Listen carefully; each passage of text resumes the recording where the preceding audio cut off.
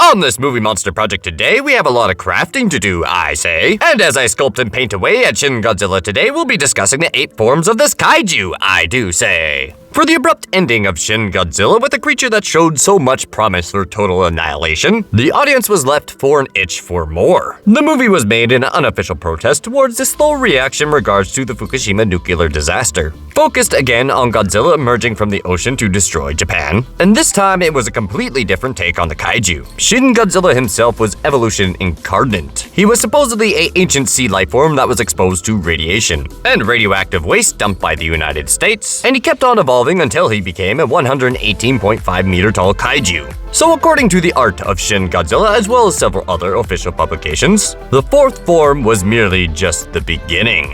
So therefore, Godzilla would continue to evolve. Future forms and consequences of this have been noted. And it was pointed out that extinction on a subcellular scale was necessary to defeat Shin Godzilla, and that the blood coagulant was just a temporary measure, something that would be easily overcome by Godzilla, who is evolution himself. So in this video, we're going to discuss all the 8 forms of Shin Godzilla that he was theorized to have. And I'm sure by the end of this video, you're going to be shocked to know what he was going to become. So let's go step by step till we get to the final stage. So first off, the pre-form. Godzilla is not formed by the dropping of a nuclear bomb this time, but rather it's nuclear waste dumping that does the trick. Godzilla, just like other monsters, if not all, is a monster that humans made directly or indirectly. In part 1, we learned that it was created when a marine animal consumed nuclear waste, dumped by the United States in the sea in the 1940s or 50s. Once again, nuclear waste and victims lie at the origin of Godzilla. These marine animals were ancient sea life forms that still continue to exist to this present day, and this origin is very similar to Destroy Us. Now the first form. The first form is never physically seen in the film aside from its tail and part of its back. The tail is a reddish color while the back is covered in tan dorsal fins. And while the art behind Shin Godzilla shows that the first form was a tadpole-like creature that had 2 legs that were very primitive in looks. The head kind of resembles a frog with very large gills coming out the sides. It also seems to have the same yellowish skin from the second form that made landfall. While the dorsal plates are barely formed, they are quite visible though. The biggest sequence was the overactive tail part, and was easily over 14 to 20 meters long. And it should be briefly mentioned that it's unknown as to whether or not this form has any powers at all. Now, onto the second form. Godzilla's second form stands horizontally, with its body held parallel to the ground. This form had small stubs in place of arms, and huge eyes with small black pupils. Unlike Godzilla's later forms, this one possesses a sickly yellow pigmentation, with red exposed muscle on its back, and shark-like gills that frequently bleed. showing that this creature struggles to breathe outside of the water. It also has a tail that has a fluke at the end of it like the first form. This form looks like it crawled out of some hellish womb and was crawling without any purpose or direction. However, it was still really big at 28 meters tall or 91 feet. The third form. The third form of Shin Godzilla is very much like traditional incarnations. In regards to appearance, this form of Godzilla is bipedal, with stronger and more developed hind limbs, and has the ability to assume a much more modern-day like Godzilla stance. It also has short forelimbs and a long neck compared to its body. And in this form, heat can be seen visibly from its fins, meaning that its mutation consumes a lot of energy, and therefore produces a lot of heat. Its gills have also shrunk and closed up, suggesting that this form has now adapted to breathing on land. Despite being bipedal, its legs have not fully developed, causing it to noticeably shake while walking. The fourth form, which is the one we're making. This fourth form is very much akin to other Godzilla designs, being fully bipedal with a fully developed row of dorsal spines, and a much taller height compared to its prior form. The shade of skin for this form is much darker and black in color, with red glowing highlights around in the more exposed areas of the body, such as its neck, back, legs, and chest. His hellish face has no cheeks or lips, and multiple rows of jagged and gnarled teeth that seem to jut out in every direction. His eyes do not have any eyelids, although a protective nictitating membrane sometimes forms over them when spewing out the thermal flame, as well as the atomic breath. The most noticeable change, which was the tail, which was easily twice as long as the entire body. Now, I do realize mine isn't quite to that scale, but I don't have room or enough clay for that at the moment, but there will be more Shin Godzilla in the future, aka animation preparation coming soon. The fifth form seen in the movie.